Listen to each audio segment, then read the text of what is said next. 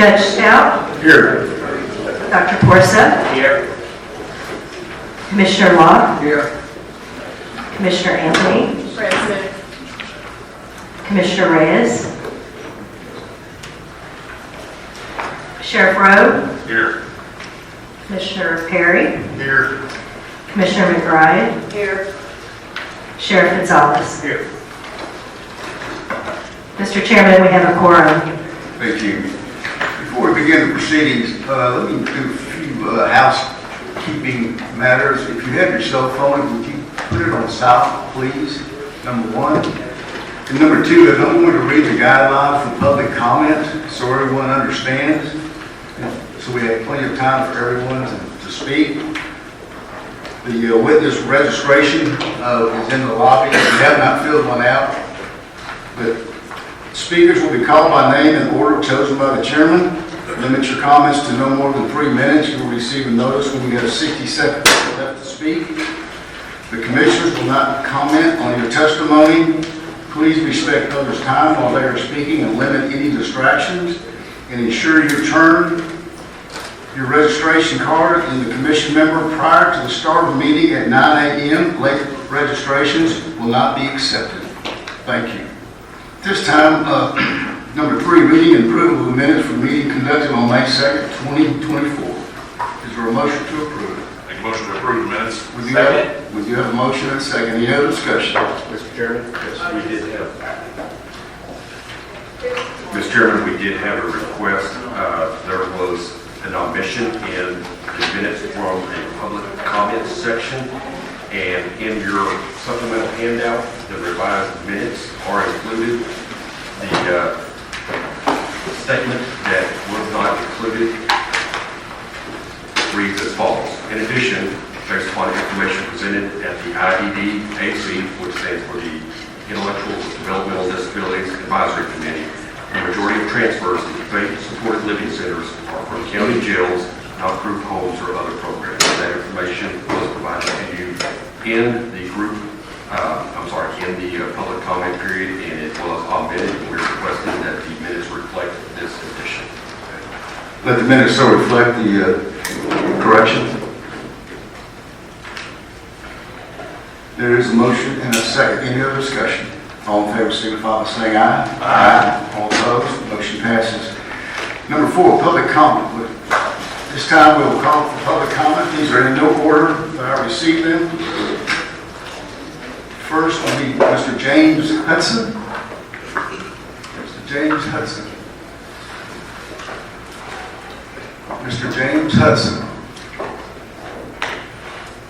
Just went out to the...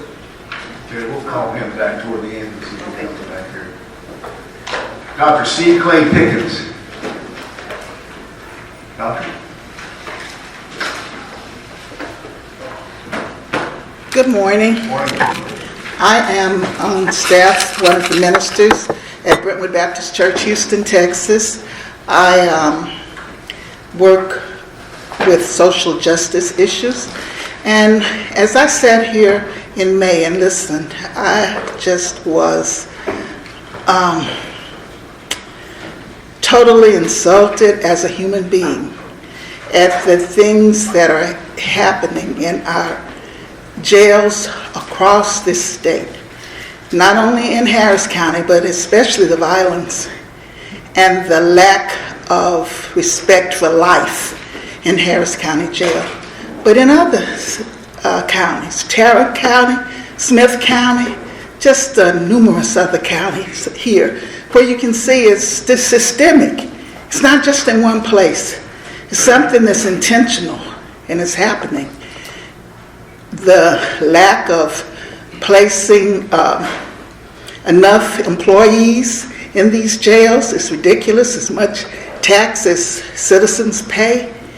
And then the determination to stick to one way and not try like other cities have. In San Antonio, they at least allow policemen to have the freedom to not arrest everyone that they find guilty of, especially misdemeanors. Everybody doesn't have to be taken to the county jail to stay overnight and to lose their jobs and to have to stay month after month for small things. When they could be arrested and assessed a fine, it doesn't make sense. And then for other people to be arrested and before they even go before a court, before they're even found guilty, they're sent to private institutions in other states even where they don't have any rights and where they have to give free labor. They have human rights. And this should be against every law we have. And if we don't protect people, who will? When a county jail can have this much power over an individual's life, what if it were your child? What if it were you? What if you got arrested and that happened to you? You didn't have your position. You didn't have your clout. You were just you, because that's how any of us are anyway.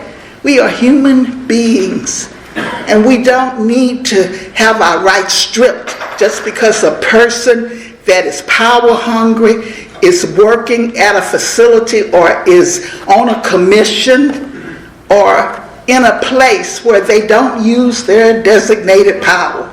If you have influence, use it. Save a life. Too many people are dying. Too many people don't care.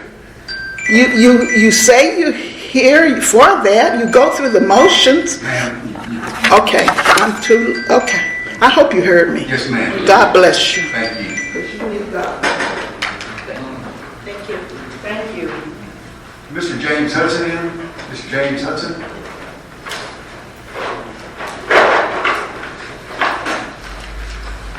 Good morning. My name is James Hudson. I'm here representing Mr. Evan Lee and also Joshua Johnson, another young man that was shot and killed by Harris County Sheriff Deputy. Basically, all I have to say is, because I can only say so much because I've been before a grand jury giving testimony, but one of the things I do want to say is that when our leaders, our political leaders, whether you're Republicans or Democrat, whoever you might be, take oath and you say that you believe in justice for all, and I know that you all say that when we do that, but we have a real serious problem, especially in Harris County, where we say that there's justice for all. The question I normally ask either Ed Gonzalez or Kim Aug, the district attorney, is that as far as a black person, when's the last time any black person got any justice in Harris County in regards to like a police shooting? And I would implore you to look that up. When's the last time any minority black person got any type of justice in Harris County when it regarded a police shooting? We know that there are good police officers, bad police officers, just like there's good doctors, bad doctors, good teachers, bad teachers. And so the biggest thing, that problem I have, because we've had, I think it was 28 people in 1 year in Harris County jail that lost their life, which is just pathetic. And the bottom line is, where does the buck stop? Who do we hold accountable for that many people dying over and over and over again before it stopped? So the saddest thing is that our leaders, many of our leaders, will ask us this November coming up, they're going to ask us to go out and vote for the same people that were responsible for those 28 deaths. The very same people. And it doesn't matter to these families, trust me, these mothers and fathers and children that go to bed every night suffering, looking for justice for their loved ones, can't get any type of justice, whether it's a civil lawsuit or nothing. We don't get any type of justice whatsoever. And it is just shameful that many people can lose their life, that affects so many people in the community. You just see these mothers and fathers and you wonder, well, where are the politicians? All of you guys that come out to us on November, vote for me, vote for me. I have the integrity. I've got the courage to stand up against injustice. Well, where are all these politicians that should be standing next to these mothers?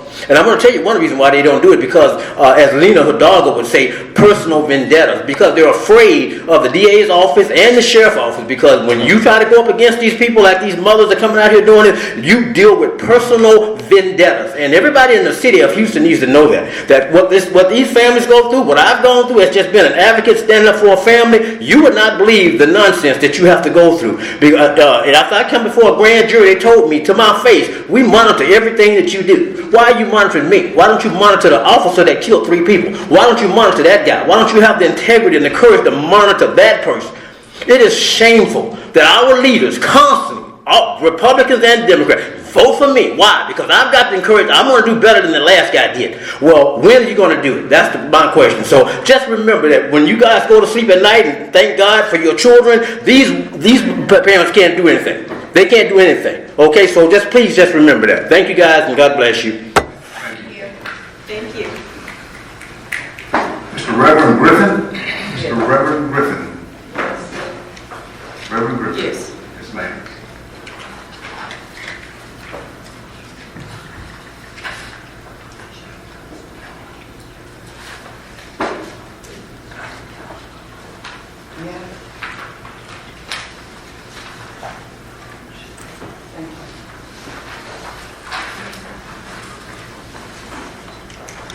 Good morning. First of all, giving honor to God and both of the flags that we just respected.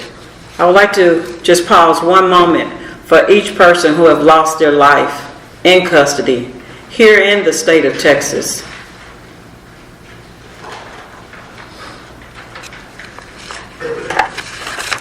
Amen. Chair, to each of you, I am Reverend Jocelyn Griffin. I'm the mother of Evan Lee, who lost his life to a homicide, an unsolved murder in Harris County Jail. Yes, I've been here a couple times before. I've not gotten any answers as of today.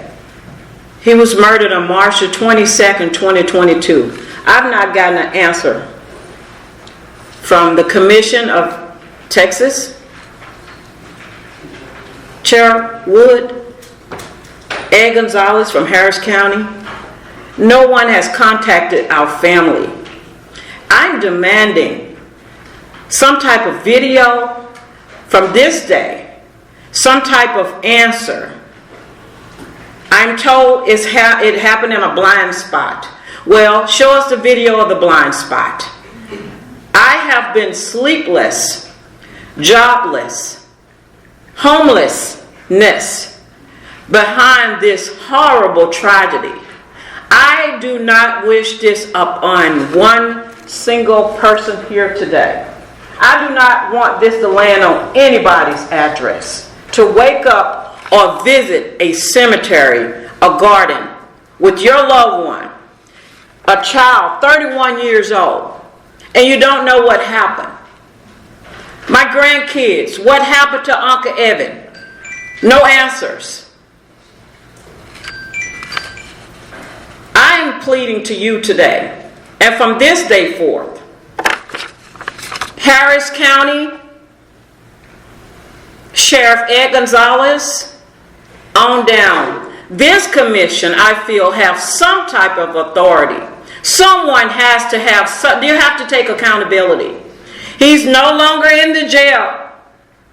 Chair Wood, are you aware? Is Evan Lee still in the jail there in Harris County? And we can't answer this. I know you can't answer, but this is what I need. Some type of answer. From this day forth, I will no longer come asking. I'm demanding answers. I can no longer go like this any longer.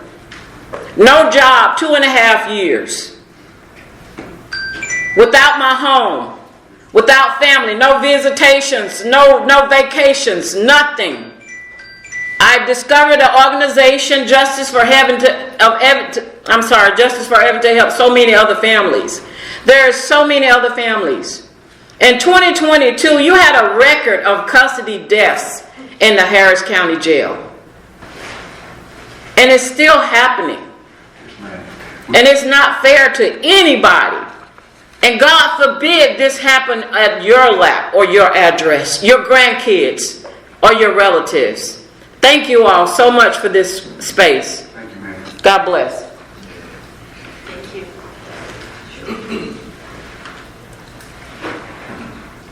Krish Gundy? Correct.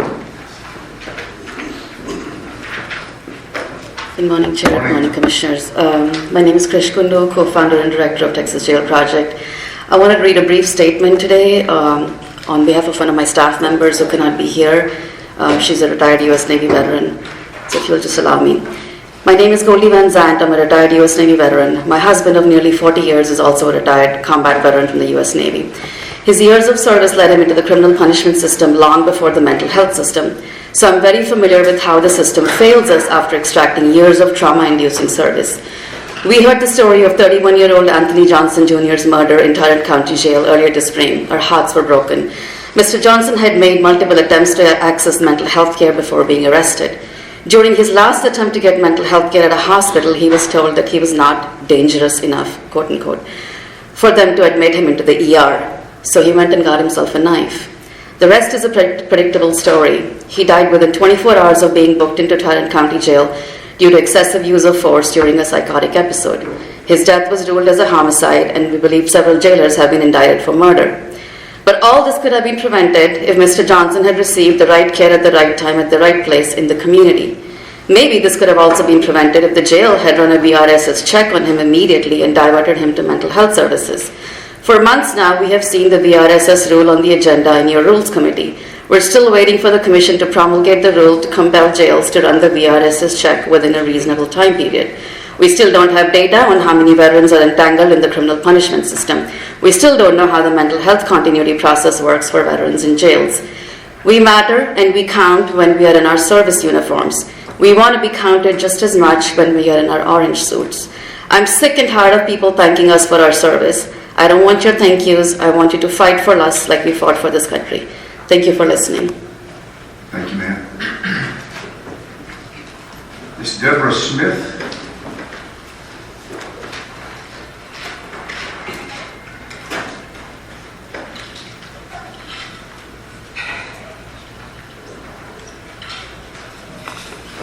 Good morning. I'm here on behalf of my daughter, whom I lost in custody of Harris County Jail. A diabetic, something so simple. Something so simple. This is not my first time, this is second or third time before boards speaking on this. That's a travesty. It's something treatable. There's a problem in Harris County, and I'm looking at you all on the board or sitting here within ear's length to make a change, because that's unnecessary. Diabetes is not just a black thing, Hispanic thing. It's all over. So don't let it happen to you. She left children here that I had to resign a job when I should be getting ready to retire to take care of.